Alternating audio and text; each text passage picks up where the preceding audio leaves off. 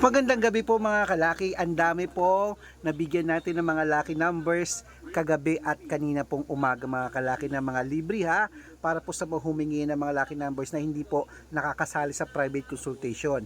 Ngayon pong July 19 at bukas po ay July 20, magbibigay po tayo ng mga numero po ng mga lucky numbers para po sa mga gusto pong makakuha ng sample sa atin.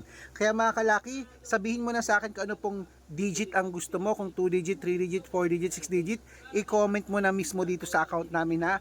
At syempre po dapat naka-follow, kaya dapat pag chinek ko yan, ikaw ay naka-follow, nag-share ng videos namin at nag-heart, okay? At syempre po, sa mga baguhan po dyan, ng mga nanonood, 3 days po, inaalagaan ng numero namin bago nyo po bitawan at palitan.